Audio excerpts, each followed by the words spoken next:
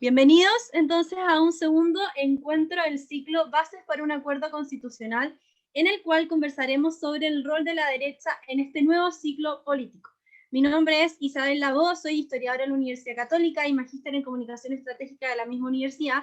Actualmente me desempeño como investigadora en el Instituto República y estaré moderando este panel.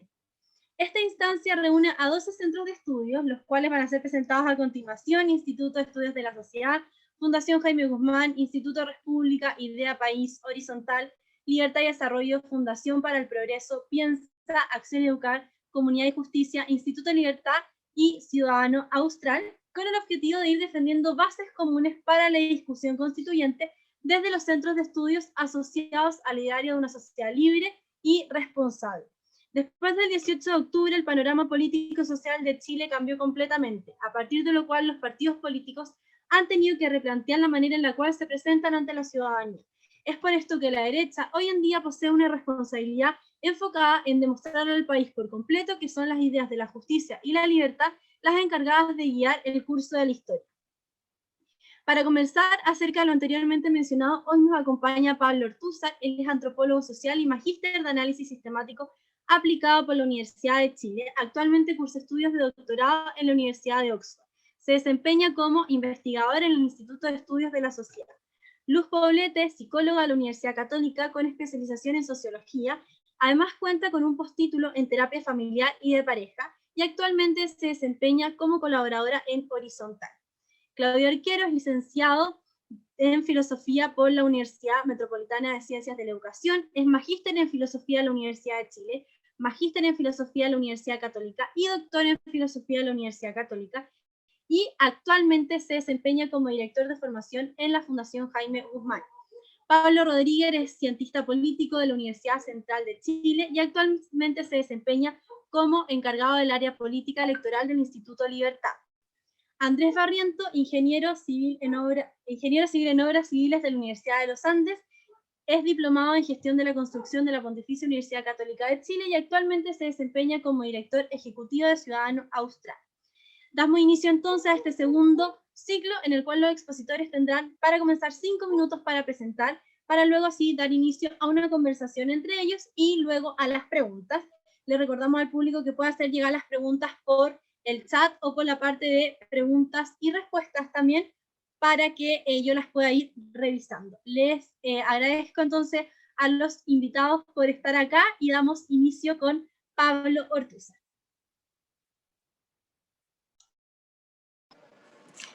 Hola, muchas gracias.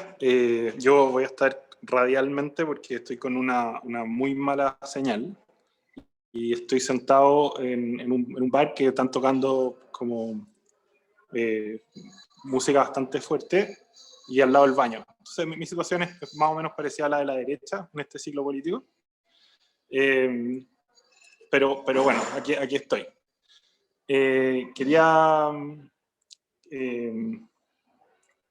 en el fondo, la pregunta es, ¿cuál es el rol de la derecha en este ciclo político? Yo creo que primero, obviamente, hay que definir el ciclo político brevemente, y eso tiene que ver, creo que no hemos entrado en un nuevo ciclo político, sino que estamos en un contexto de transición, en un momento en que Gramsci decía que aparecen los monstruos, el antiguo orden no termina de morir y el nuevo orden no ha nacido todavía. Estamos en un momento populista, la distinción central es élites y pueblo, con un fuerte discurso anti-élite, pero es un discurso que a la vez no parece moralizante, porque lo que se busca de alguna manera es una venganza simbólica y una revancha, que muchas veces busca un empate hacia abajo. En el fondo, si los ricos pueden robar, si los ricos pueden esquivar la ley, si los ricos pueden, yo también. Obviamente todo esto, en el fondo, el estallido, la crisis que vivimos, una crisis neoliberal, entre comillas, porque el sujeto formado en los últimos 20, 30 años de institucionalidad lo es, y por lo tanto procesa todo desde una subjetividad muy fuerte. Entonces, frente a esa situación, que es un ciclo político que no termina de morir, yo creo que la derecha tiene básicamente dos posiciones posibles, digamos. Una sería algo así como un populismo que tendría que ser cristiano y al mismo tiempo de libre mercado, que suena como una mezcla muy complicada cuando uno la plantea en términos teóricos, pero creo que en el plano de la práctica es menos complicada. Es más pensable, digamos. Y entonces está la opción de tomar el camino populista y tratar de conducir el proceso. Y la otra opción es, en vez de una opción populista, es construir en fondo una retaguardia que esté esperando o que se esté articulando esperando una restauración thatcherista o neoliberal, como uno quisiera decirle, una vez que el proceso populista, digamos, si es que lo conduce la izquierda, termine en caos económico e institucional, que sería digamos, el resultado más previsible, entendiendo hacia dónde se están dirigiendo las fuerzas de izquierda que intentan capturar, digamos, el favor popular. Y en ese sentido, claro, uno podría pensar también en un futuro, unos 10 años, ya una fuerza de restauración, como decía, de perfil thatcherista, que también obviamente tendría su elemento popular, pero que, y por lo tanto, obviamente me estoy refiriendo a una cosa más de corte pinochetista. Esas serían las dos, creo que son los dos caminos que tiene hoy día la derecha. Me parece que las vías medias, qué sé yo, como un liberalismo rawlsiano, la justicia de no sé qué, no quedan bastante cojas en este ciclo, son posturas elitistas y creo que no van a tener mucha atracción a nivel del proceso populista en el que estamos entrando. Esa sería mi opinión. No sé si estoy en los 5 minutos. Perfecto. Eso, muchas gracias. Gracias, Pablo. Le damos el pase entonces a Luz. Hola, muchas gracias por esta invitación y muy honrada de estar con estos tremendos panelistas. En un momento, además, muy crítico para la política chilena, para el país, para el mundo, de transformación. Nosotros diríamos, porque además de ser en este minuto colaboradora de Horizontal, viene porque soy la actual secretaria general de Evolución Política, un partido que deriva un poco de un centro de pensamiento que llevó esas ideas de la libertad, de la justicia y de la inclusión a la acción política. En un momento en que voy a hablar un poquito también como psicóloga, a propósito de que cada uno aquí tiene su especialidad, hacer un análisis de este ciclo político desde la psicología. Y la veo de la siguiente manera. Creo que antes del estallido social, lo que venía ocurriendo en nuestro país, y a propósito de haber ganado el gobierno, de tener esta segunda oportunidad de ser un gobierno de derecha, en un ciclo que estaba más bien idealizado. El idealismo para los psicólogos y para los seres humanos es un mecanismo de defensa, que es ver todo color de rosa. Decía el mismo presidente, recordaremos antes de eso, que vivíamos en un paraíso, que estábamos en una burbuja, que el primer gobierno de Sebastián Piñera fue el de los mejores. Todo eso dentro de un idealismo de tener una base sólida económica, de tener una institucionalidad que más o menos funcionaba, o que creíamos que funcionaba también de manera sólida, ¿verdad? Y que socialmente, si bien habían brechas, hay vacíos, había mucho por mejorar, todavía queda pobreza, habíamos avanzado mucho, había habido un progreso en los últimos 30 años. Todo aquello cae, se derrumba este idealismo socio-psicopolítico el 18 de octubre, con lo cual nos pilló, y todos lo dijimos, y todos lo analizamos, y todos lo vivimos así, como un balde de agua fría, como algo que no esperábamos, no a ese nivel de salida a la calle, no a ese nivel de demandas sociales, no a ese nivel incluso de violencia, y por supuesto de crisis que nos derrumbó esta burbuja idealizada de este ciclo político.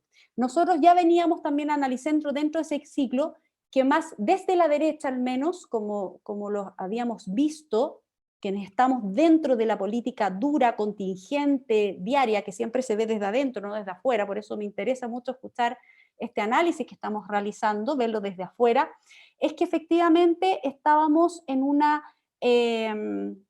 ciernes de esta institucionalidad que se nos viene abajo, o sea, estamos en una crisis institucional, una crisis democrática, de qué es la democracia, qué es la democracia hoy día, y dentro de esa crisis, ¿cuál es el modelo? Porque la izquierda hablaba de que el problema todo es el modelo económico neoliberal, y desde nuestra perspectiva, al menos de la que analizábamos desde horizontal y desde evolución política, desde Bópoli, era que en realidad el que había fallado ha sido el modelo político, no solo el económico, que le repercute al modelo social, que le repercute al modelo económico, pero finalmente el que estaba en crisis, el que está en crisis, y que tenemos que ver cómo salimos y cuál es el rol de la derecha para salir de esta crisis, que efectivamente es un ciclo. Yo ahí coincido con Pablo de que estamos en medio, estamos en esta transición, yo le llamo el proceso de transformación, el proceso de evolución, y volviendo a mi análisis psicológico de esto, volviendo a lo que llamamos en psicología la reparación.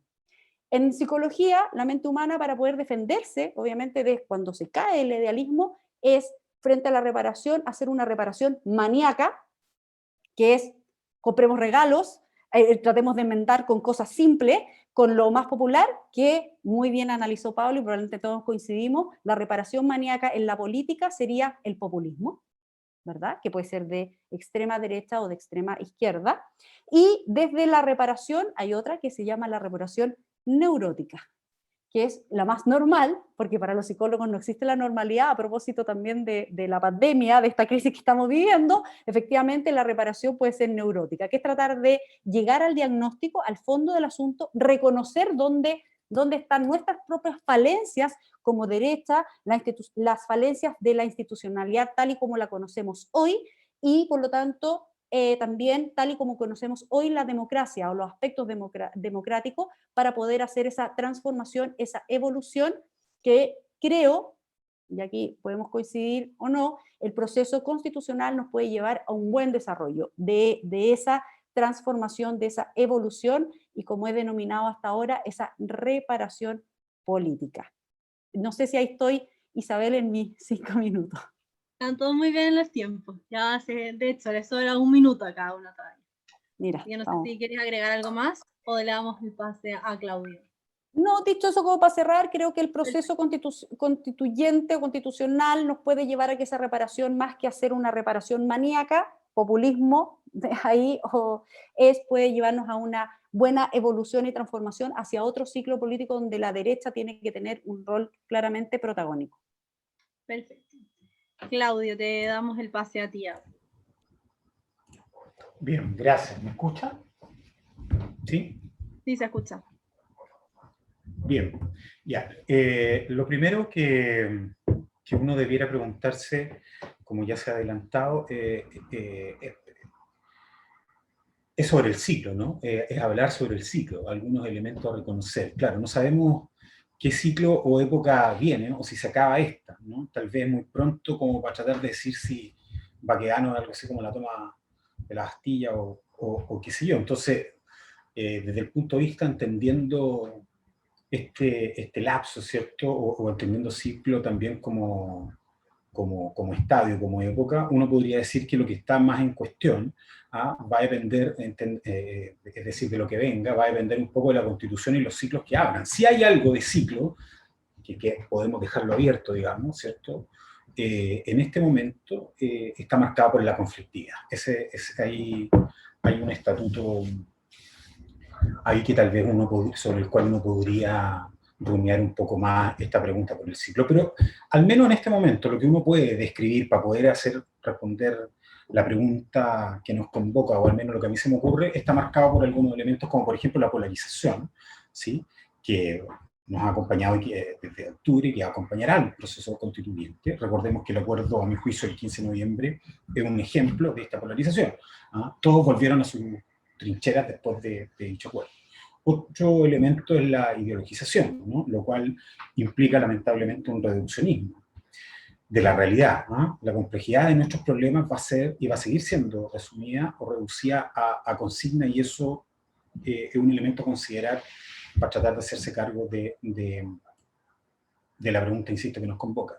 Esto, de otro lado, va a abrir paso a ofertones, ¿no? A intentar congraciarse con la ciudadanía, y a una tentación, a una mayor tentación, si ustedes quieren, populista, apostando, ¿cierto?, a una identidad común que se sustenta en conflictos contra élite, lo que hemos visto hasta ahora, apropiándose de conceptos o de términos como pueblo y qué sé yo, digamos. El canal que debería seguir utilizándose, ¿no?, ante esta ausencia de marco antropológico que nosotros, o esta liquidez, digamos, de un marco antropológico y una carencia de gramática común o métodos, digamos, común, seguirá siendo la emocionalidad, ¿no?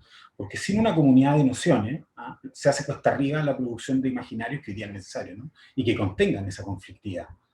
Solo la emoción se autorreproducirá, a mi juicio. Y otro elemento a no olvidar de este momento que nosotros pasamos, que marca este momento, ¿cierto?, es el atentado a los cimientos de la democracia representativa. Me refiero, por ejemplo, a la línea del 8, al respeto por la institucionalidad, la libertad de expresión, por ejemplo. Bien.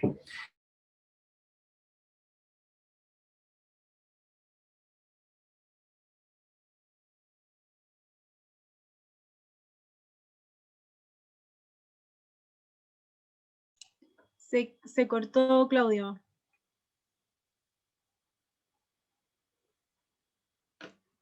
Voy a desconectar. Ahí volvimos. Ahí volvimos, sí. Se había cortado la sí, conexión.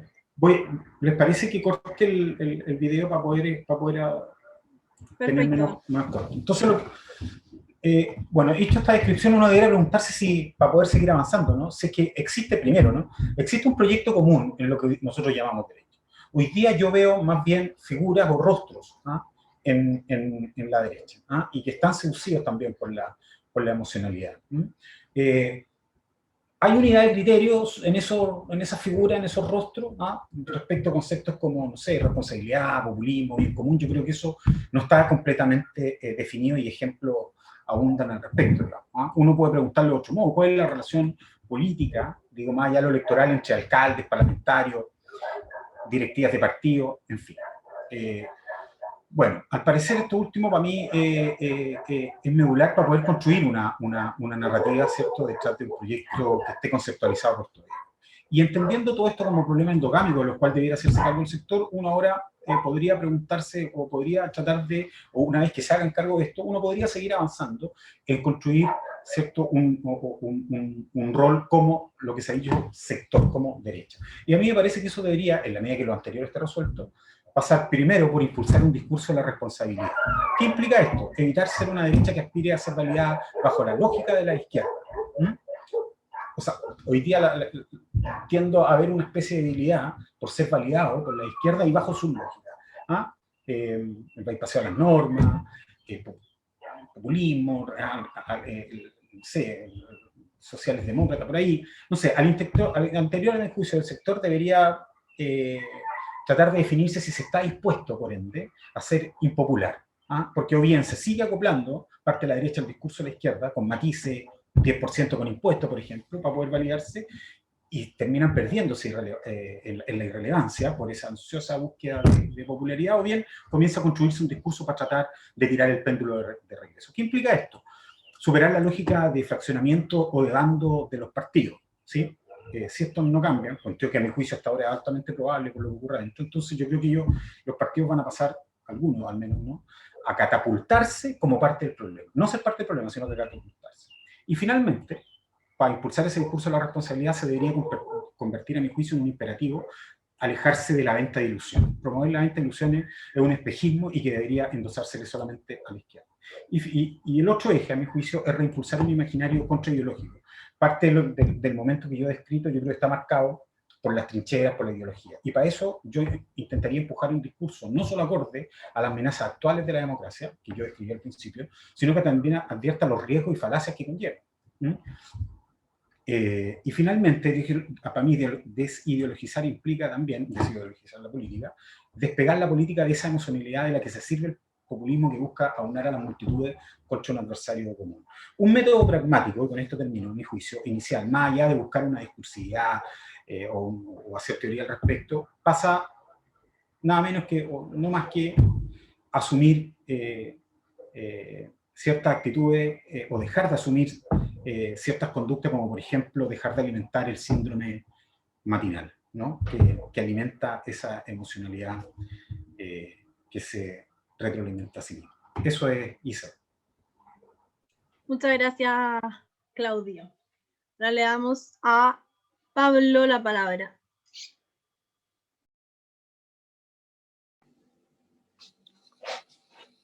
Bueno, agradecer la invitación y saludar al resto de los panelistas. Creo que la mirada que tengo yo al menos es un poco distinta, pero la forma de iniciar es un poco diferente, pero tiene que ver con que las coaliciones de los partidos grandes tienen el objetivo de lograr mayorías, y ese tiene que ser siempre el norte. O sea, podemos discutir los medios, los fines, cuáles son los caminos que nos van a llevar a hacer gobierno, por ejemplo, pero creo que la nota distintiva tiene que ser esa, que como Chile Vamos o sectores más cercanos a la derecha, tienen como gran objetivo conseguir el poder, conseguir gobernar. Y en ese sentido, por lo tanto, hay que buscar las mejores ideas, hay que readecuar a lo mejor ciertas formas de llegar a la gente, hay que a lo mejor de alguna manera tener un discurso a lo mejor más cercano a lo que está pasando hoy día, obviamente, pero el norte, insisto, es conseguir las mayorías para gobernar. Y eso estamos hablando en todo plano. Estamos hablando desde que un presidente necesita un congreso para gobernar, que a veces se nos olvida y nos centramos excesivamente en las figuras presidenciales, y también ha pasado a nivel local. Por ejemplo, cuando nos fijamos mucho en quién va a ser alcalde o cuántos son los alcaldes de cada partido al final de una jornada electoral, pero se nos olvida muchas veces cuántos concejales obtuvimos en la misma elección. Y es decir, cuánto le facilitamos la vida a ese alcalde teniendo una mayoría que le permita también realizar su gestión comunal de una manera eficiente y no con tanta traba como cuando tiene un consejo donde el alcalde es minoría. Entonces, creo que el concepto de gobernar y de mayoría son fundamentales y son cosas que no se nos pueden pasar de la vista. O sea, creo que son parte central de cualquier discusión respecto a lo que significa Chile Vamos y en general de lo que significa la derecha. Creo que las épocas donde la derecha se atrincheraba, donde la derecha era excesivamente minoría, creo que son parte del pasado. Son una época muy noventera, donde la derecha se acostumbró a perder elecciones, se conformaba muchas veces con tener un papel importante en el Congreso o una suficiente cantidad de votos para resistir frente a los cambios, pero que no se preocupó mucho de aportar o tratar de corregir las falencias que arrojaban el modelo político y el modelo económico, que obviamente somos defensores de una cierta forma de entender la política y una forma de entender la economía, pero obviamente con las correcciones y las mejoras que se necesitan. Y creo que esa política defensiva, que era parte de esa derecha de los 90, creo que no debiera ser el camino que la derecha actual debiera tomar. Yo creo que deberíamos partir por ahí. Obviamente depende mucho de la idea. O sea, como le decía, esta lógica de gobernar, de ser mayoría, tiene que ver con el norte, tiene que ver con la función de los partidos, tiene que ver con lo que hacen las coaliciones.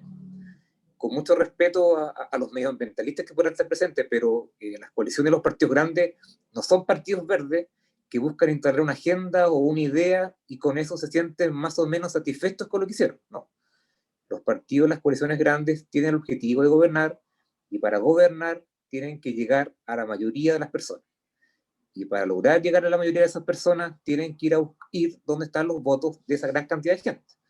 Entonces, esa es la premisa, creo que fundamental respecto al norte. El camino, obviamente, también es fundamental, pero creo que el norte, hablando de partidos y hablando de coaliciones, creo que tiene que estar más o menos claro respecto a eso. Y lo segundo que tiene que ver, como les decía, con el camino, también tiene que ver con sentarnos a discutir sinceramente qué es lo que significa ser de derecha, cuál es el ideario del sector, cuáles son las cosas que nos distinguen. A veces uno se identifica o se reconoce derecha por lo que no es de izquierda, algunos prefieren más bien reconocerse a partir de sus propias características, no sé cuál de los dos caminos es válido o menos válido, pero lo que sí es sumamente vital es que no nos vuelva a pasar lo que cada vez que, por lo menos estamos en el gobierno, los últimos dos gobiernos, nos ha pasado. Que cada vez que estamos en el poder nos preguntamos que qué significa ser de derecha, qué significa tener el gobierno de derecha, cuáles son sus ideas. Creo que ahí había una falencia importante de los partidos, en el sentido de que no puede ser que cada vez que nos toque gobernar estemos parte importante del tiempo dedicándolo a discutir respecto a nuestro ideario. Creo que hay un error importante y esperemos que eso no vuelva a ocurrir en las siguientes elecciones. Que eso lo definamos antes, que eso ojalá los partidos refuercen su trabajo doctrinario, su trabajo de formación. Creo que es una tarea súper importante. Obviamente ahí tienen que colaborar los centros de estudio, tienen que colaborar la sociedad civil, las agrupaciones, pero debe reforzarse justamente los temas de formación. Y justamente porque los partidos corren dos grandes riesgos, por lo general. Los partidos corren el riesgo muchas veces de parlamentarizarse, que es lo que, por ejemplo, vemos mucho con el Frente Amplio, un Frente Amplio que se fue desacoplando un poco de sus bases y que le dio mucha más importancia a lo que pasaba en el Congreso, y que hoy día estamos viendo las consecuencias de ese énfasis.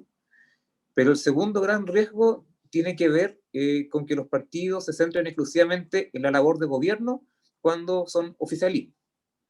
Eso también es una debilidad que se muestra o que está ahí sobre la mesa, y que tampoco contribuye mucho a definir o a sentarse a debatir respecto a qué es lo que significa para nosotros ser de derecha.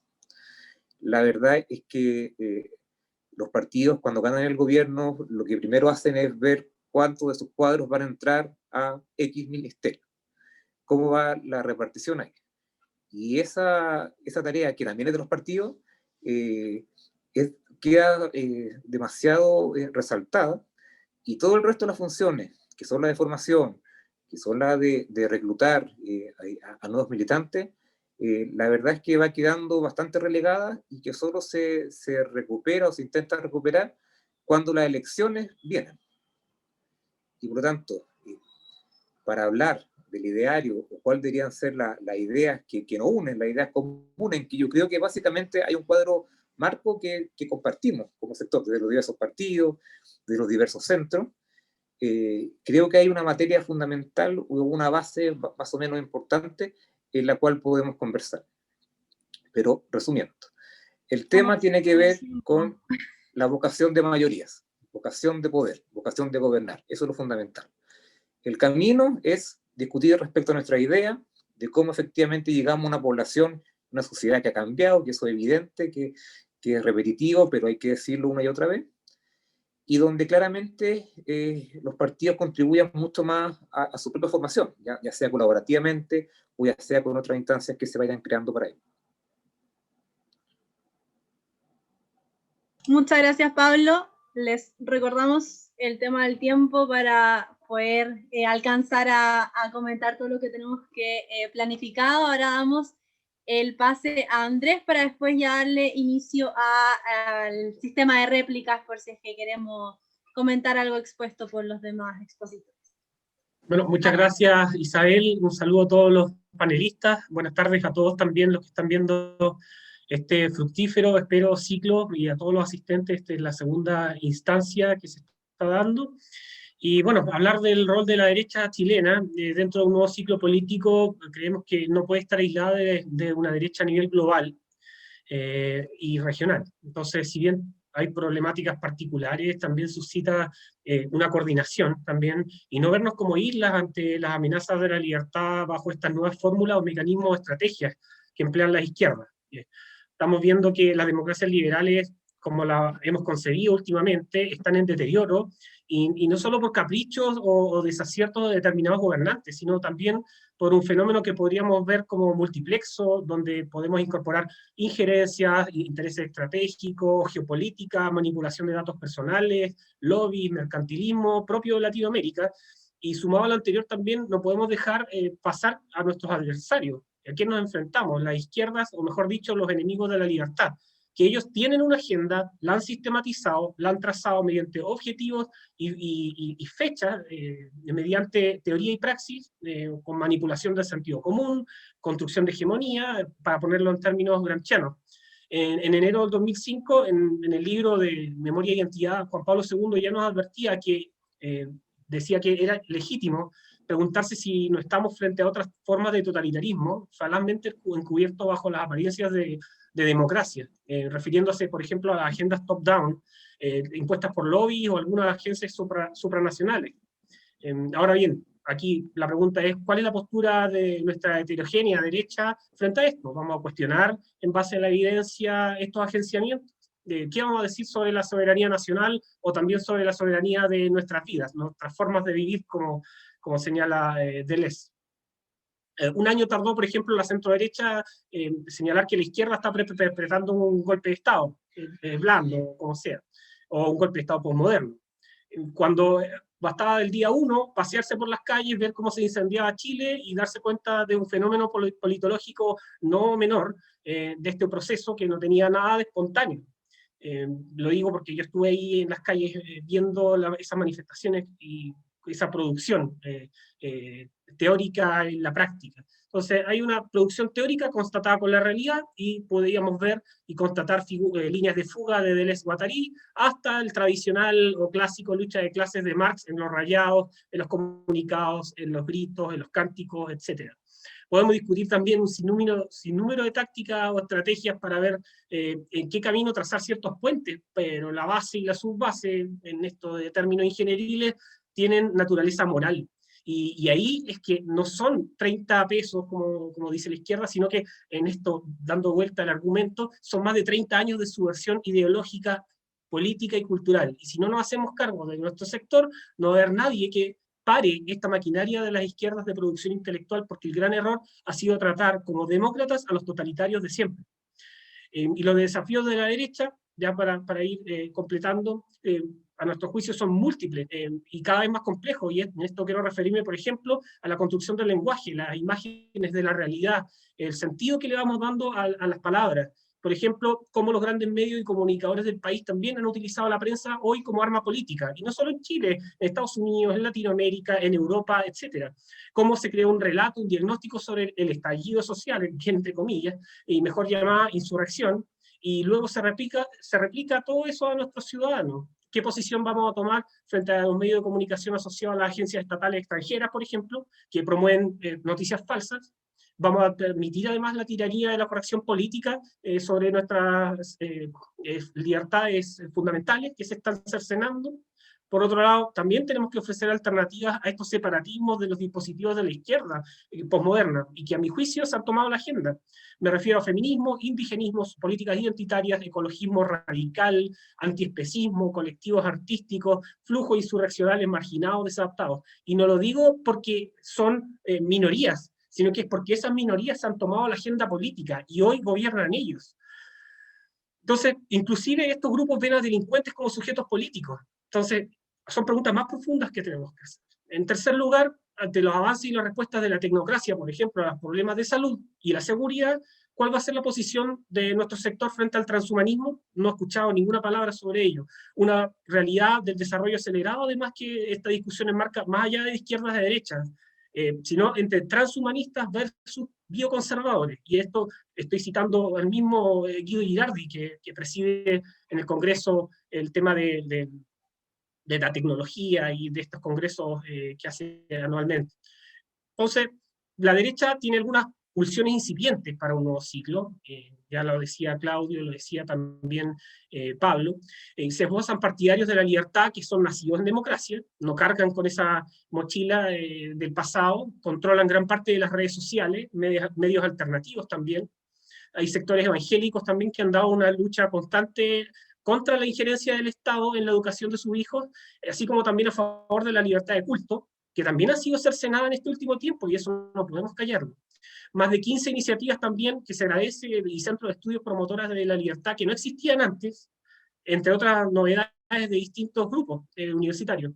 Entonces, para ir cerrando ya, Isabel, la construcción de un proyecto es empujar un proceso de transformación en base a nuestra historia y nuestra tradición anclada en principios de una sociedad libre y responsable, con nuevos desafíos, por supuesto, y mientras la vereda contraria producen, practican la crisis del Estado, por ejemplo, y la toma del poder, nosotros debemos desarrollar e intensificar todo aquello que consideramos que es moralmente correcto, para evocar esta emocionalidad negativa en el adversario por parte de las izquierdas, y así también complejizar, en el sentido etimológico de la palabra, es cumplex sin pliegues, el pensamiento de las izquierdas. Hablar de un proyecto implica no trabajar para una elección simplemente, y es replegarse y trabajar en todos los planos y pensar en la ofensiva. Y quizás es tarde, pero yo tengo fe que los jóvenes que no cargan estas mochilas del pasado, como dije anteriormente, ayudarán a buscar respuestas en esta batalla cultural. Así que muchas gracias. Muchas gracias, Andrés. Ahora vamos a dar inicio a una contraargumentación, a una respuesta de los expositores. ¿Les parece que sigamos en el mismo orden para dar así sus opiniones? Y les recuerdo también el tema del tiempo para que respetemos los tiempos y podamos también terminar a la. Así que le damos inicio a Pablo para que Pablo Ortúzar comience con su nuevo espacio de argumentación. Y así seguimos en el mismo orden que estábamos.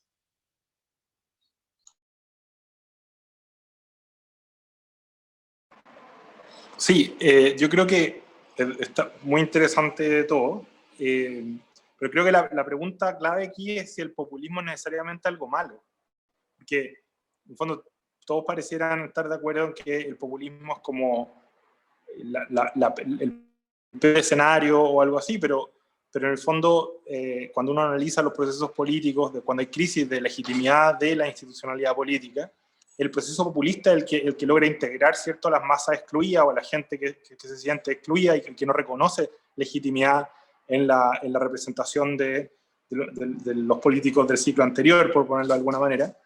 Y por lo tanto, la posibilidad de articular un liderazgo populista que permita un proceso, un cambio de ciclo que nunca es, obviamente, tranquilo, pero que al mismo tiempo sea menos dañino que el populismo de izquierda que conocemos, cuya agenda, digamos, en el fondo no aprende finalmente de las crisis a las que llevaron a todos los países del continente en el siglo XX.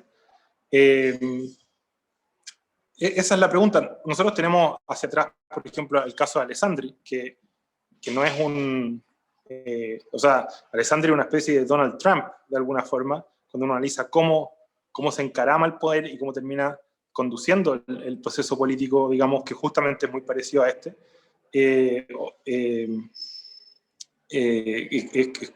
Y bueno, yo creo que no, en el fondo, llegar y decir que el populismo es maníaco o que es malo de por sí y que es un problema, es entrar un poco en negación frente a la situación en la que estamos.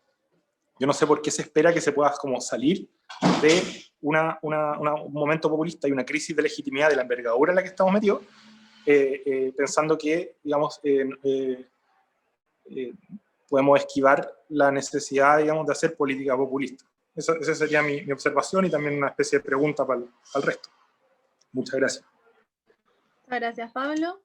Luz, tienes la palabra. Sí, tomando justamente las últimas palabras de Pablo, ¿no? Que a propósito de la reparación maníaca, que los mecanismos de defensa no suelen ser negativos ni positivos, es lo que uno recoge a la mano para poder tratar de compensar justamente alguna necesidad o angustia o ansiedad, que si lo vemos a nivel sociológico, eso es lo que ocurrió frente al estallido. Entonces, es muy interesante lo que dice Pablo, porque a propósito de un foro en realidad más que un foro, porque estuvimos una semana analizando el fenómeno del populismo en el mundo, me tocó viajar a Alemania, estar con muchos países que estábamos todos en ciernes. Esto fue antes de que nosotros lo viviéramos tan en carne propia. Uno podía ver ciertas señales de lo que venía y un poco desarrollamos la misma tesis que dice Pablo.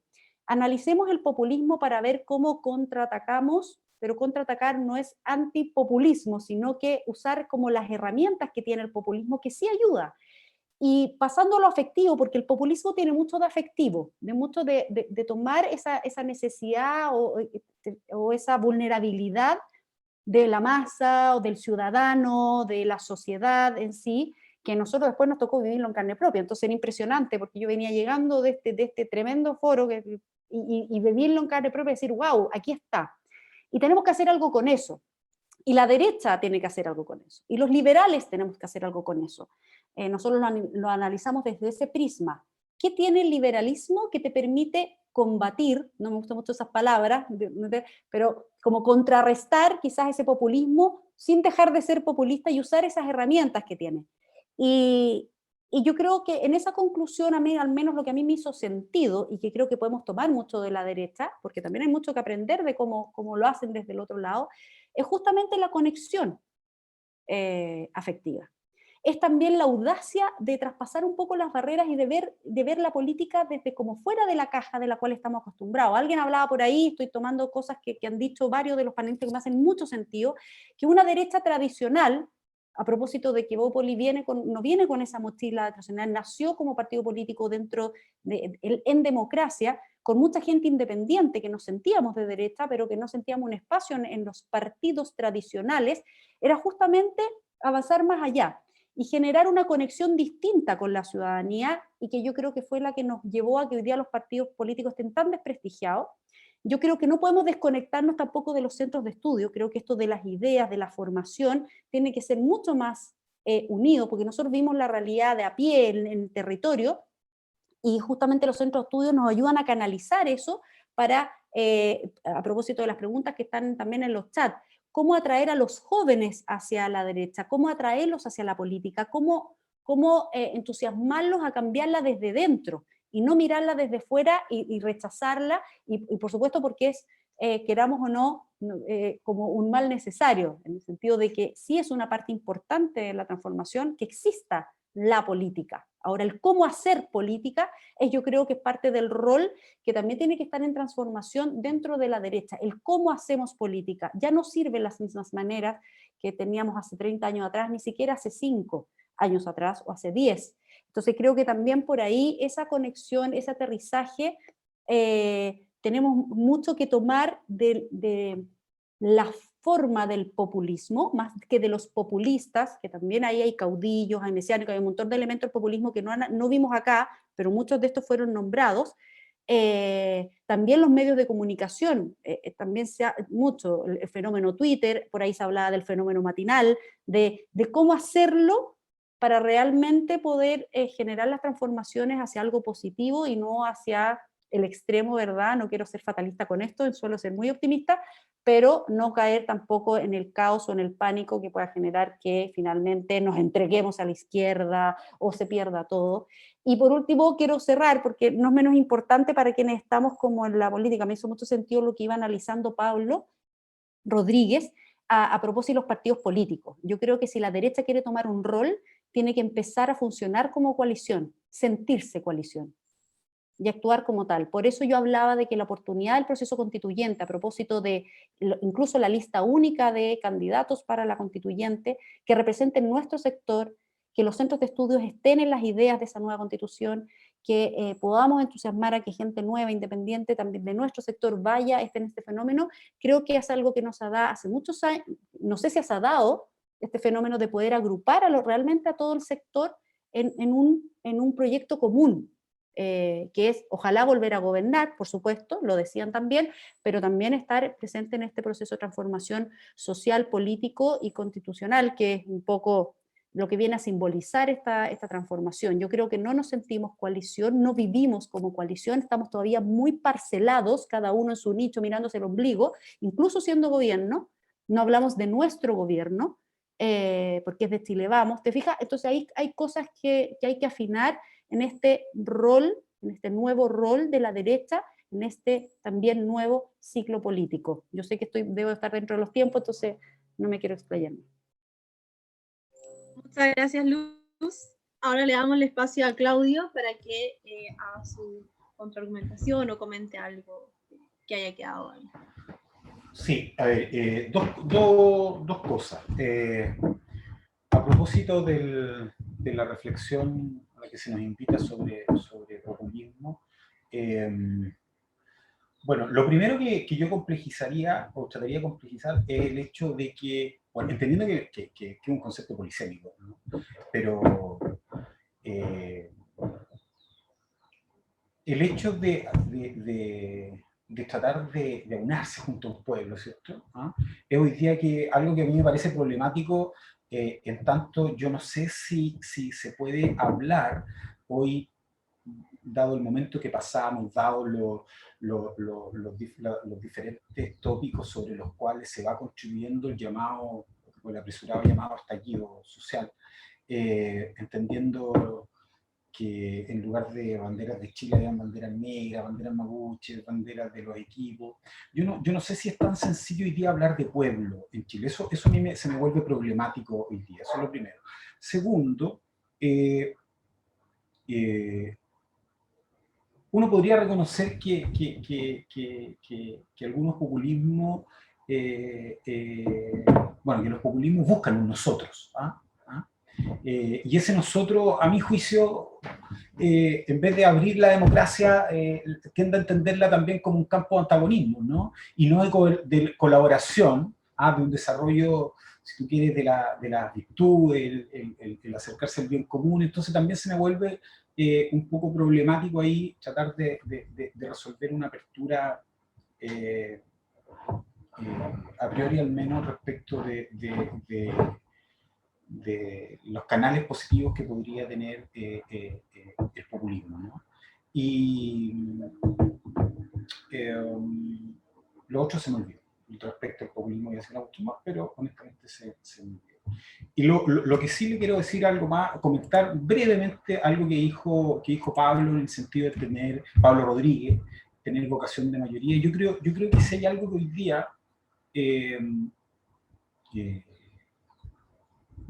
debiera incluirse también en la reflexión, y que yo no lo consideré, al menos en este sector, es repensar la aproximación con el poder. Yo no digo que no haya que llegar al poder ejecutivo, pero yo creo que hay que darle una vuelta más de cabo a la aproximación respecto al poder, o sea, no estar en ningún lugar. A propósito de eso que decía Pablo, Pablo Rodríguez, cada vez que llegamos pues nos preguntamos qué es ser de derecha, y me pareció muy buena frase, por lo demás, pero no estar en ningún lugar, que es como algo que nos ocurre, es un espejismo, ¿no? Es un espejismo que nos va a hacer padecer en el futuro. O sea, yo considero necesario reflexionar sobre lo que se va a entender por influencia, por la capacidad de convencer, e impulsar cambios bajo el alero de ciertas ideas que creemos que hay que mantener. Y esto lo digo en virtud, con esto termino, ¿no? de que hoy día o de aquí en más hablar de democracia va a tener un peso más sustantivo del que tiene ahora. Va a ir más allá de que la voz democracia va a sonar no solo a la administración del Estado, ¿no? Como una normalidad, si ustedes quieren, ya dada, sino que más, va a sonar a nuevo modelo, a rol del Estado, y en fin. Y para cerrar el tema del autoritarismo, que ahora me acordé, perdón, del populismo, entender que hay distintos populismos, ¿no? Y todavía no sabemos hacia cuál puede hacerse del poder, si ustedes quieren, ¿no? Uno puede ser un autoritario, ¿no? Hay populismos de derecha e izquierda, como se ha dicho, qué sé yo, entonces eso. Pero Pablo Rodríguez, yo me hago cargo de eso, de ese tema de la vocación de mayoría, y yo creo que ahí, no sé qué te parece, yo creo que hay una vuelta de tuerca que darle a la aproximación y la relación con el poder, sobre todo a propósito de lo que yo señalaba de que tal vez haya que asumir cierta impopularidad de aquí en más. Gracias. Muchas gracias, Claudio. Le damos el pase entonces a Pablo Rodríguez. Sí, varias cosas. A ver, por ahí tomando algunos puntos que se han ido conversando. La primera es que, en forma general, o sea, cuando se genera como un vínculo entre la gente y los políticos, los partidos, son de distintos tipos, y uno no tiene que tender a mirarlos mejor o peor uno a otro, sino que son de diferentes tipos, naturaleza, ¿no?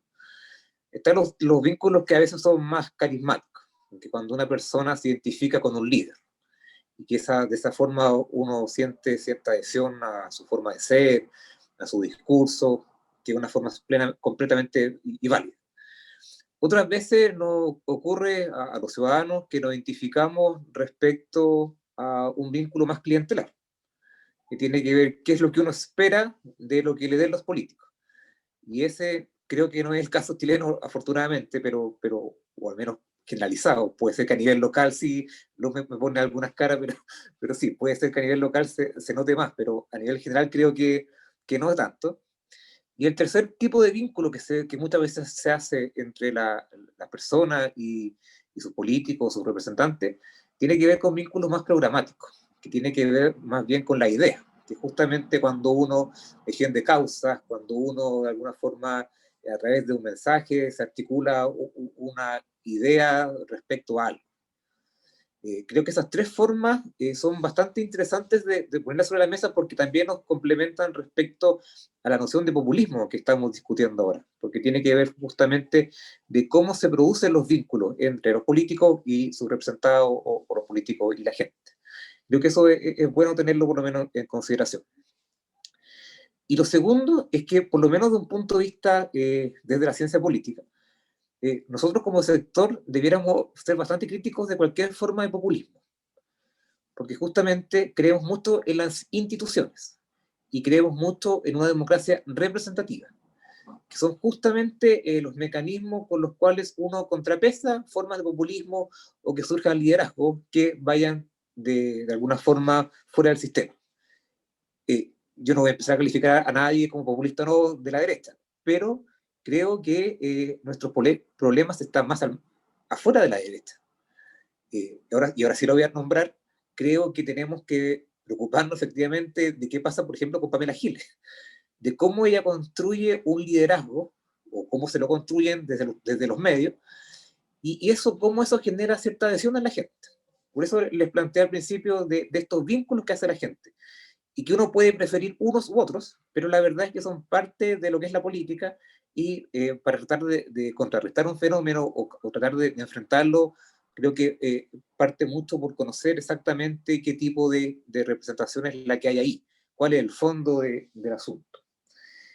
Comparto mucho con Luz respecto a que hay que reforzar la coalición, y eso es obvio. Pablo Ortúzar fue partícipe de este documento que se hizo al principio, que era mucho más de ideas, que le daba un contenido muy sustantivo a lo que era Chile Vamos el 2016-2017, y que lamentablemente no prosperó como muchos esperábamos que tuviera la fuerza para darle un paraguas común a una coalición, sea el nombre que tuviera, pero que fuera de derecha. Creo que ahí hay un tema con reforzar la coalición, de definir y establecer mecanismos para resolver las diferencias, que son cosas también que no han escapado, pero tiene que ver también con este sentido de revalorizar la política, de que la política es importante, de que la política de alguna forma también es sustantiva, y ese discurso de que la política es importante también es al mismo tiempo un discurso contra el populismo. Entonces creo que hay varias cosas que desde el sector, insisto, no entrando en personificar ni aludir a nadie en particular, creo que hay varias respuestas que tenemos, políticas, que parecen simples, que nos permiten enfrentar el populismo.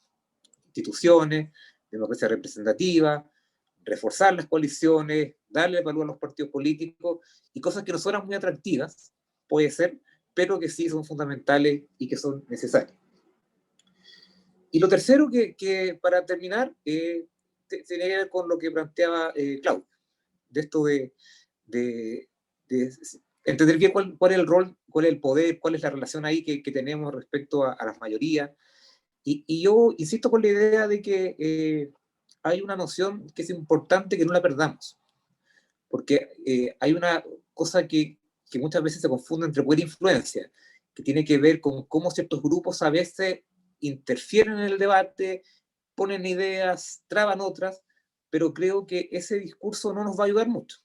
Yo lamento mucho que muchas veces los políticos o ciertos sectores estén tratando de plantear esta idea de que ojalá logremos el tercio en la convención constituyente para que no nos pasen por encima. Yo creo que no, ese no es el discurso más adecuado. Yo creo que tenemos los candidatos, tenemos las condiciones para tratar de conseguir mucho más que eso. Entonces tiene que ver mucho con el discurso, mucho con la palabra, obviamente, de cómo uno se va instalando, de cómo uno se va relacionando. Pero creo que esta vocación de mayoría tiene que ejercerse, y tiene que ejercerse a pesar del contexto en el cual estamos viviendo. Que hablaba Pablo Ortúzar al principio respecto a los cambios que estamos viviendo, cuál es el ciclo político que estamos hoy día, en qué momento estamos políticamente hoy día. Pero creo que más allá de eso, esta vocación de mayoría tiene que ser, pero obviamente tiene que ser con base sólida, con una base sustantiva y ojalá en ideas. Y por eso, para cerrar, si es que no me he pasado en el tiempo, lo que les decía al principio, hay tipos de vínculos que son clienterales, hay tipos de vínculos que son más bien con líderes carismáticos, pero ojalá pudiéramos, como coalición en general, como sector, reforzar mucho más los vínculos que son del punto de vista programáticos. No sé si eso nos va a traer mejor o mejores consecuencias, pero creo que es un mecanismo bastante válido para que desde un ideario común podamos salir no solamente a defender, sino que también a promover nuestra idea. Muchas gracias, Pablo. Andrés, tienes la palabra para dar paso después a las preguntas. Gracias, Isa. Bueno, concuerdo en gran medida cuando Pablo Ortúzar señala que hay un conflicto entre élites y pueblo en lo discursivo y también en lo que indica sobre el revanchismo. Yo creo que algo de eso, hay ciertos condimentos de eso dentro del proceso que estamos viviendo actual. Entonces, si hoy situamos el momento político o el ciclo político dentro de un proceso político, en este caso, como señalé anteriormente, de aniquilación cultural o de subversión cultural, tenemos que preguntarnos por qué nos impusieron esta condición y esta situación de cambio en la constitución política de nuestra república. ¿Por qué estamos aquí discutiendo esto? Entonces, ahí mi pregunta va a ¿quién controla la agenda? Nosotros podemos decir, queremos construir mayorías, necesitamos aunar esfuerzos, podemos tener programas, definir ideas comunes, perfecto.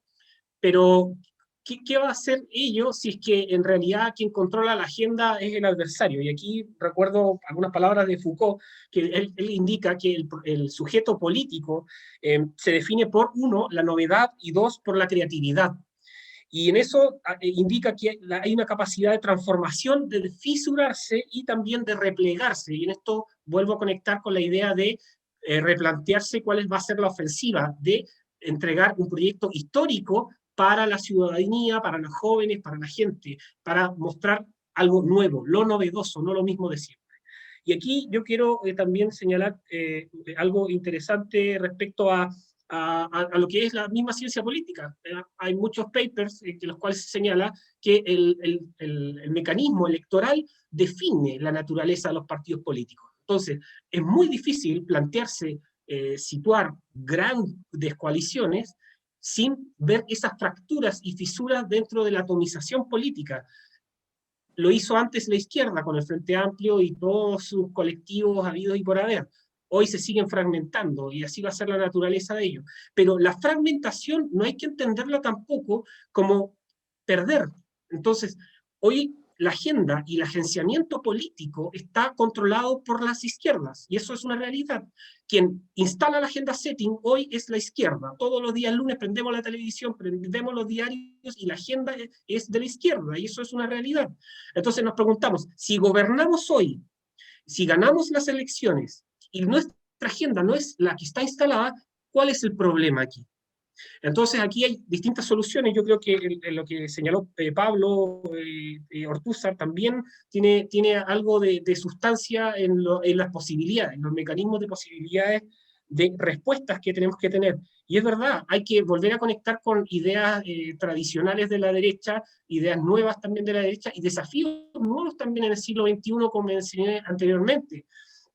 Yo creo que si no hay producción formativa de los cuadros políticos fuerte en las regiones, en las comunas, en los concejales, en los alcaldes, y eso llevarlo también a los conglomerados políticos, ya sea en formación, más antiguos, etcétera, no vamos a tener contracultura.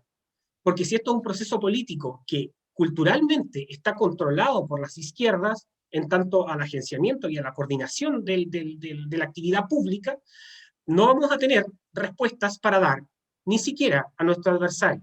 Así que yo quiero cerrar con eso, porque yo creo que en gran medida lo que estamos viviendo hoy en Chile es un proceso de crisis moral, y esta crisis moral también está dado por dónde ha apuntado la flecha a la izquierda. Y yo creo que en esto, siendo majaderos, ellos han escrito unas decenas y cientos de libros, podríamos decir, sobre cambio de la Constitución. Nunca han querido esta Constitución. Entonces no podemos decir, y no podemos venir a decir hoy día, en el año 2020, que no veíamos venir este proceso. Cuando veíamos en las aulas, en las distintas facultades de nuestro país, donde se forman las élites, en la cual todos los profesores y los mecanismos intelectuales estaban cuestionando nuestro desarrollo, y no solo en Chile, sino que en nuestro desarrollo global del capitalismo global. Así que yo creo que para ir cerrando esas ideas, yo creo que tampoco podemos aislarnos del debate internacional. Esto es un problema que está como dije, multiplexo dentro de toda la región, y también es algo que está interviniendo la injerencia venezolana, la inteligencia cubana y otras organizaciones internacionales también que han venido aniquilando o cercenando o promoviendo también la subversión o la desestabilización de nuestras democracias liberales. Así que ese es el último punto para ir cerrando, Isa. Perfecto, muchas gracias a los expositores. Ahora estaba revisando el chat y hay varias preguntas, algunas se han ido comentando entre los mismos expositores con también el público, pero las englobé o las seleccioné en 3 preguntas para que también en honor al tiempo podamos dar paso al cierre y no nos alarguemos más de lo que teníamos presupuestado. Y la primera pregunta hace relación a los liderazgos que la derecha tiene, no solamente a la falta de liderazgo, quizás dentro de los mismos partidos políticos, sino que también a la falta de liderazgo en entidades como las universidades, como organizaciones de la sociedad civil, y me gustaría que pudiéramos comentar un poco brevemente en torno a esta falta de liderazgo y cuál también es el desafío que la derecha enfrenta en esta materia. No sé si alguien quiere comenzar con eso, con esa pregunta, para después dar inicio a la segunda. Sí, a mí libre. Yo podría comentarlo, porque creo que eso es parte de algo que hemos discutido estos últimos años a propósito, justamente lo que hemos visto dentro de la derecha siendo gobierno.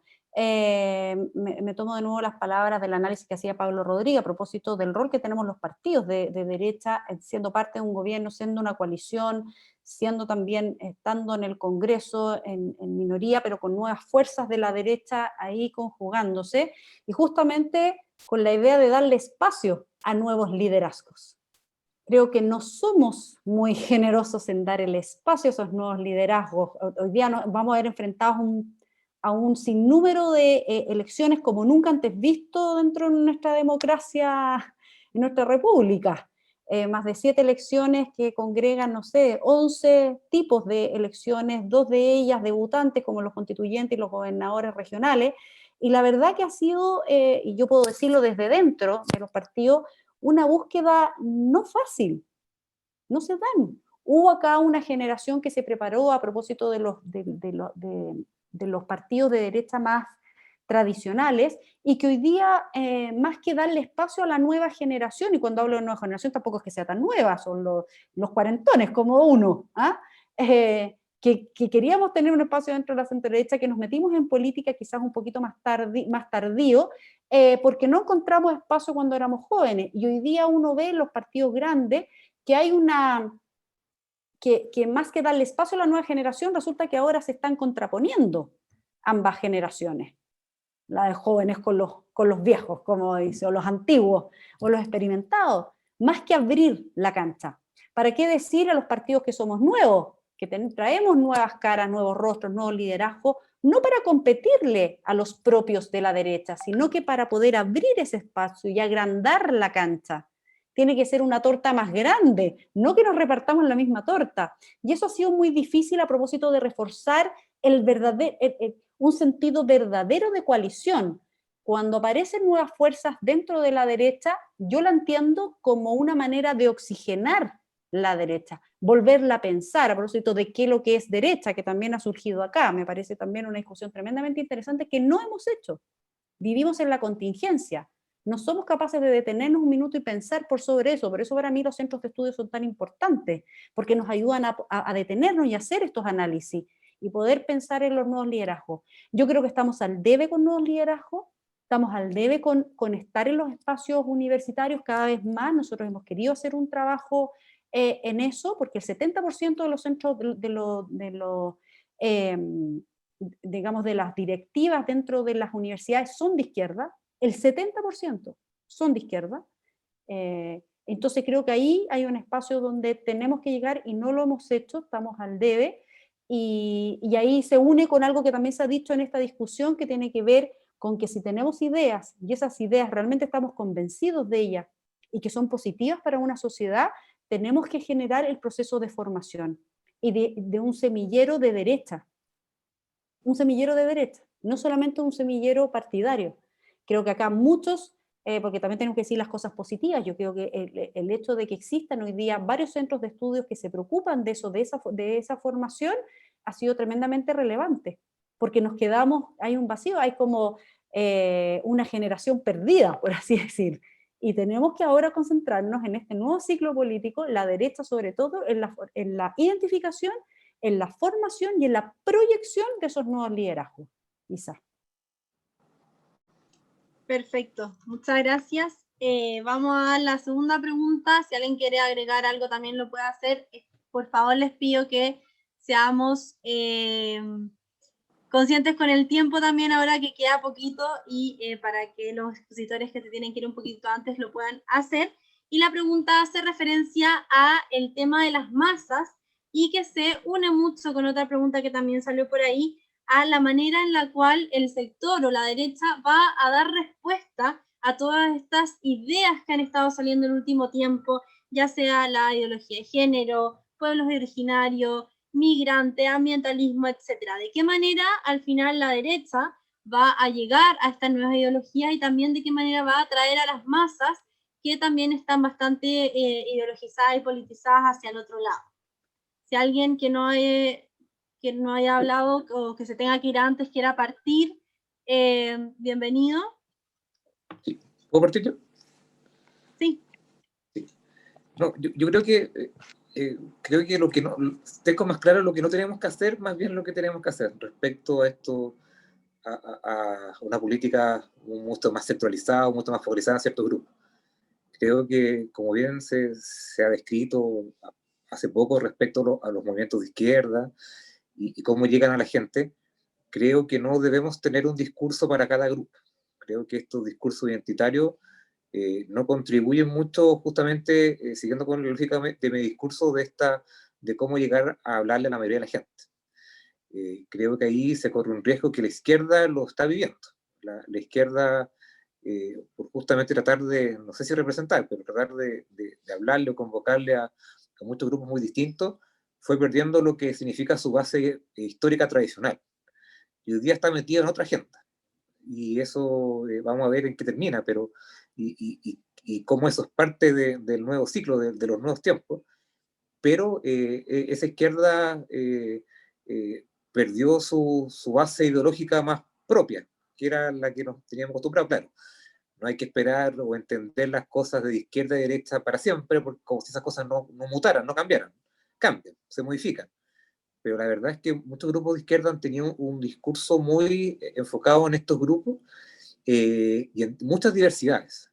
Y creo que justamente eso ha contribuido a que, por un lado, como les decía, pierdan sus raíces, pierdan su base ideológica y que al mismo tiempo sufran una tensión permanente entre lo que defienden, lo que defendían y lo que van a tratar de promover para el futuro. Creo que hay un punto, por eso les digo que más allá de lo que hay que hacer, creo que hay un camino que nos ha mostrado cierta izquierda, la izquierda más renovada, pongan el nombre que ustedes quieran, que creo que ese camino no es el más adecuado justamente para enfrentar los desafíos que tenemos hoy día. Muchas gracias. ¿Alguien más quiere agregar algo? Yo quería meter la cuchara. Estoy muy de acuerdo con lo que ha dicho Pablo. Me parece que el otro Pablo, no yo mismo. No yo mismo hablando en tercera persona. Estoy muy de acuerdo con lo que ha dicho. Solo tengo la duda respecto a por qué esto no calzaría con el populismo. En el sentido que es verdad que nosotros tenemos que apuntar a una política generadora de instituciones, pero también hace falta realismo para asumir cuando las instituciones, su legitimidad, digamos, murió. Por eso yo volví a la figura de Arturo Alessandri. Yo no sé si es que en el momento actual uno puede ser institucionalista con instituciones que están en el suelo. Pero en el fondo, ¿qué es ser institucionalista ahí? Es dar la pelea por refundar o por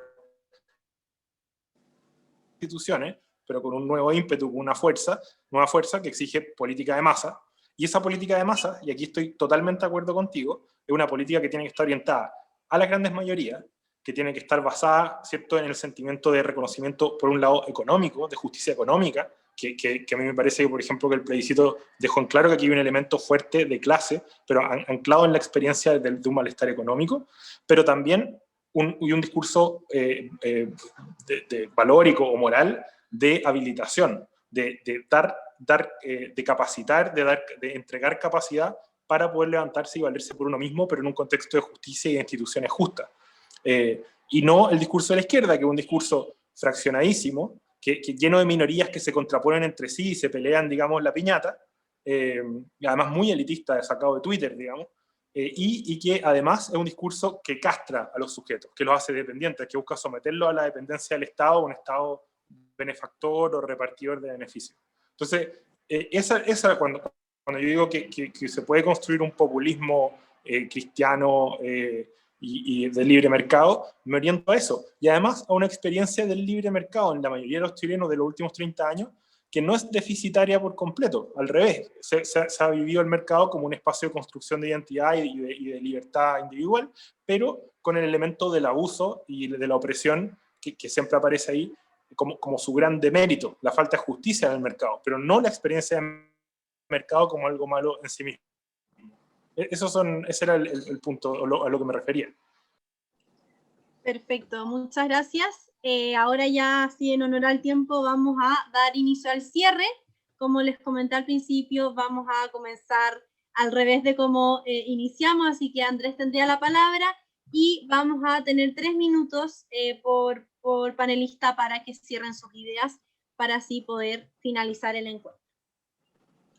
Gracias, Isa. Muchas gracias también a todos los que participaron el día de hoy en esta conversación, de distintos puntos de vista del proceso que estamos viviendo hoy.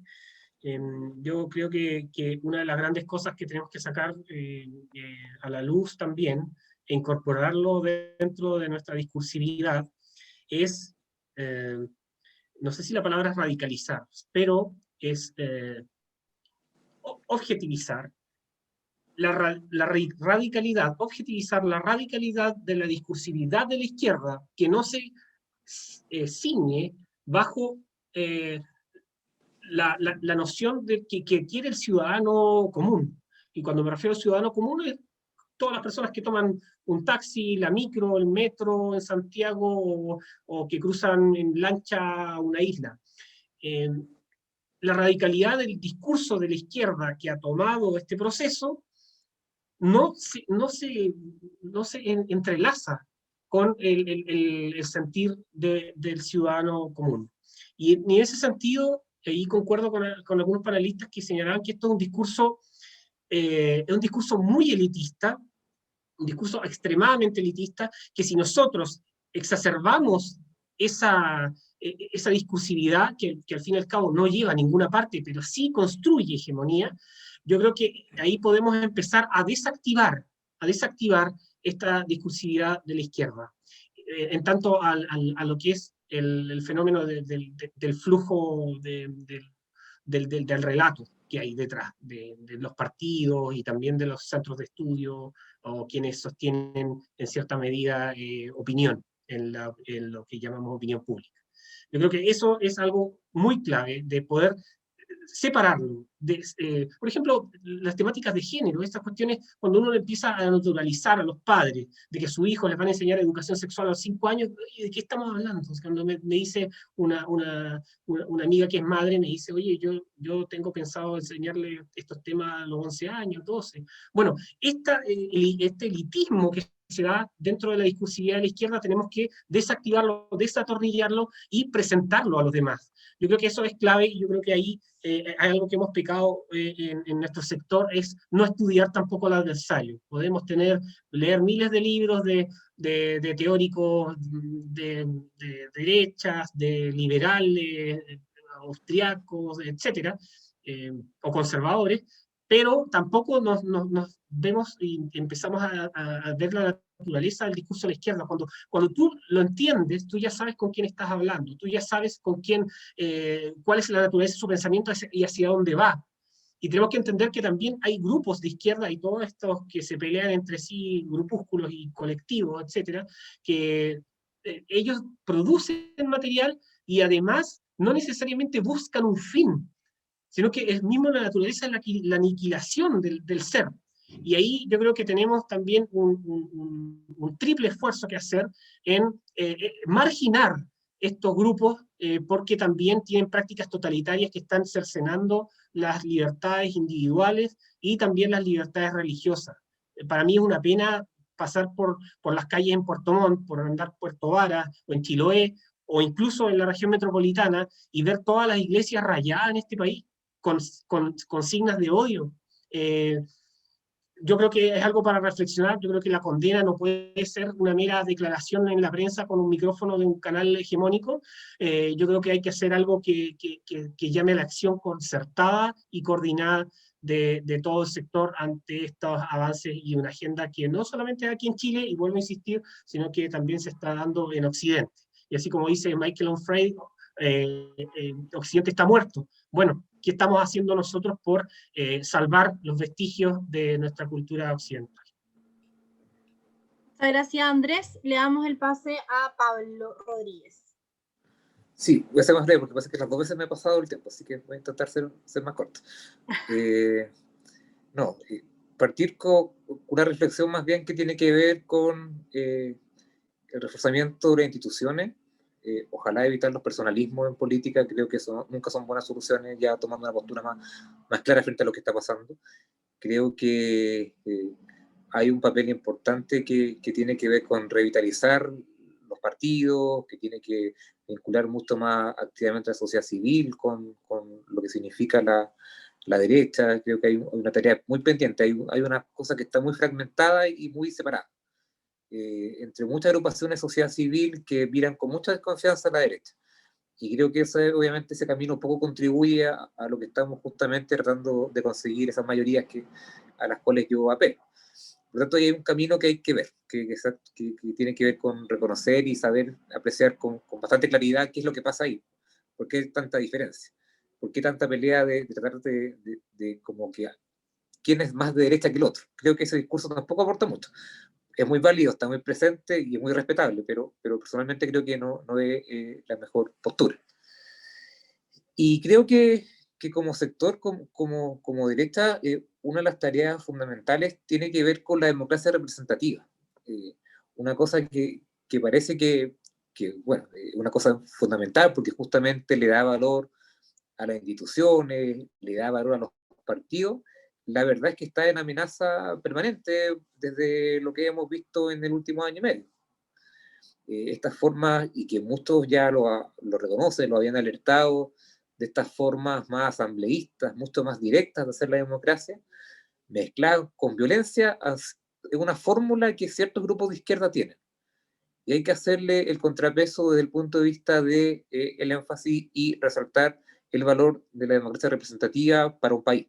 Creo que eso también es una cosa en la cual hay que mirar y hay que tratar de enfocarlo correctamente para que eso se mantenga. Creo que hay una amenaza importante desde el punto de vista de las instituciones que hay que tratar de contener. Y lo último que también como reflexión a partir de lo que hemos ido conversando, tiene que ver con la noción de los cambios, del cambio de continuidad. Creo que hacer los cambios a tiempo contribuye mucho a soltar las presiones y a soltar ciertas tensiones que se van generando en la sociedad. Y creo que en eso ha estado muy al debe, no solamente Chile Vamos, sino que la política en general. De esto, de no hacer los cambios cuando corresponde, de ir incubando problemas, de ir incubando malestares, es una cosa que tenemos como desafío desde los sectores, de cualquier sector, pero ojalá lo hagamos nosotros primero como sector de derecha. Creo que hay una diferencia importante respecto a lo que estamos viviendo. Podemos diferir un poquito mejor respecto a los contextos, respecto a las cosas en las cuales, de cómo vemos ciertas cosas en la sociedad.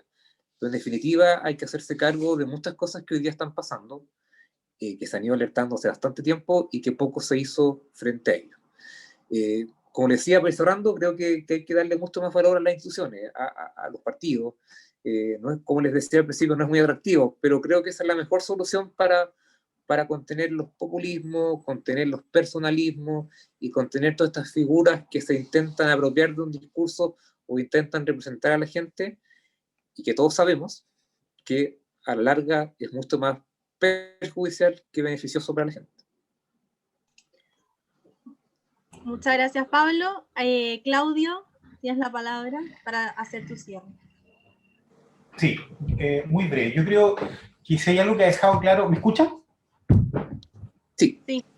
Ya. Si hay algo que ha marcado este panel de conversación es que hay ciertos términos, ciertas ideas que pareciera ser que no están claras y que son flotantes, ¿no? Y que no se van a resolver aquí, ni mucho menos. Pero yo me hago cargo de esa constatación desde el punto de vista de la necesidad de que necesitamos una comunidad de nociones. Sin eso es difícil no solamente armar un proyecto político, sino que además en un imaginario de posverdad, de identidades vaporosas, de nuevos clivajes y de todo lo que sabemos que importa el estadio por el que pasa Occidente, hace más necesario hacernos cargo de ese déficit de nociones comunes o de gramática común, y sobre todo por las amenazas que nos acechan hoy a nuestra democracia, ¿no? Yo creo que una de ellas es el reduccionismo de la complejidad de los problemas que nosotros tenemos. Yo creo que si lo que va a reunir a comillas, nosotros, bajo el concepto de pueblo, se constituye por emociones y pasiones, entonces ese mismo concepto puede, como yo decía, reconstituirse innumerables veces, digamos, ¿no? Y cuando se presuponen, no sé, nociones antropológicas que no recurren a criterios basados en el binomio verdad, falsedad o bien o mal, por ciertas características que entregaba yo, ¿cierto?, del estadio por el que pasamos, y la emocionalidad, entonces la regla que va a cruzar la posibilidad de la vida social, entonces la concordia política va a seguir en graves problemas. Y por la sencilla razón de que no va a haber una estructura por la cual contener las conflictividades que se desatan en esta realidad vaporosa. Yo no dejaría de... quería hacer el punto sobre eso. Muchas gracias, Isabel. Debo desconectarme. Muchas gracias, Claudio. Y le damos el pase a Luz para que haga el cierre y ya finalizar este panel. Sí, bueno, de todo lo muy interesante que hemos escuchado hoy, uno además se va como con la tarea, ¿no? Cuando te toca estar dentro del partido político, ser parte de la coalición, ser parte de un gobierno, creo que nos tenemos que hacer cargo. Hemos estado mucho tiempo mirando las cosas desde afuera y es re fácil hacerlas, te lo dice una psicóloga que ve las cosas de afuera, te lo dice una consultora, por 20 años miré las cosas de afuera, intervine en las organizaciones y uno se sale y ahí dejar que las cosas pasen y después volver a analizarlas. Creo que cuando uno está desde adentro, el desafío que tenemos como derecha un poco para hacer complementar desde el otro lado en la mirada que nos muestra Andrés en su conclusión, yo prefiero la mirada más de ver a la izquierda y cómo hacerlo yo creo que primero vernos desde adentro de la derecha. Volvernos a preguntar, la legítima pregunta, pensando en este nuevo ciclo social y obviamente político, ¿por qué estamos en política? ¿Es como un medio? ¿Es un fin en sí mismo? A propósito del poder que hablábamos, a propósito de seguir gobernando, a propósito de tener vocación de mayorías, a propósito de transformar una sociedad. Hay que volver a preguntar. Y cuando uno se pregunta por qué estamos en política, ¿cómo nos involucramos más y qué es ser de derecha en esta política, en esta coalición y reforzar la coalición? Estoy haciendo como esa conclusión pensando en varias cosas que se han dicho. Me hace mucho sentido hacer la diferencia entre la identificación y formación y proyección de liderazgo versus los personalismos, versus los caudillos, versus estos mesías, a propósito del populismo y su concepto de seguir a un líder que reúne una serie de características y habilidades para las cuales uno se siente atraído como el salvador de lo que pueda pasar, y eso ocurre en ambos lados. La renovación y el no tenerle miedo al cambio, a propósito también de lo que escuché, de estas nuevas ideas, de volver a repensar la derecha sin miedo a hacer algo distinto, audaz, atreverse, a pensar más en el futuro que en el pasado de lo que fue. Creo que ahí tenemos que estar muy conectados los partidos con los centros de estudio, lo dije antes, y también en la forma de hacer política. Creo que la relación con la sociedad civil, con la persona, con la relación con el ciudadano, cambió. espera otra cosa. Y sin por eso desestimar lo que hemos dicho, que es fortalecer nuevamente las instituciones que están definitivamente en crisis. Tenemos que asumirlo, tenemos que ver cómo las volvemos a sostener, ¿verdad? Para que sostengan el Estado y la República de Chile. A propósito de lo que decía Pablo Rodríguez, pero no por eso, no por no fortalecer esa institucionalidad y nuestra democracia representativa, de nuevo, volver a pensar qué es representativo. ¿Estamos realmente representando los políticos a esa ciudadanía? De la cual yo creo mucho, en la democracia representativa, y tenemos que rescatarla, pero para rescatarla también tenemos que repensar cuál va a ser la relación desde la política con esa ciudadanía, poder involucrarla más, porque está muy desilusionada de la política, y creo que eso también es responsabilidad de todos, y por supuesto, cuando hablo de esta responsabilidad, la asumo como sector, de una derecha y de una derecha liberal. Creo que por ahí van mis reflexiones, mis conclusiones y por supuesto los desafíos. Muchas gracias, Luz. Bueno, les agradecemos a todos los panelistas que estuvieron hoy día con nosotros por su exposición y también por esta instancia de poder conversar acerca de estos temas tan relevantes en el escenario actual chileno. Le damos las gracias también a todos los espectadores, a quienes se fueron conectando, y los dejamos invitados para el próximo miércoles a las 19 horas también para hablar sobre el rol y modernización del Estado. Así que ojalá que... Muchas gracias por la invitación y a todos los que se quedan. Muchas gracias. Gracias. Así que nos vemos el próximo miércoles. Un abrazo a todos. Chao. Chao a todos los panelistas. Chao Pablo, Cuídense. chao Andrés, chao Isa. Chao, que estén bien. Chao. Chao, chao.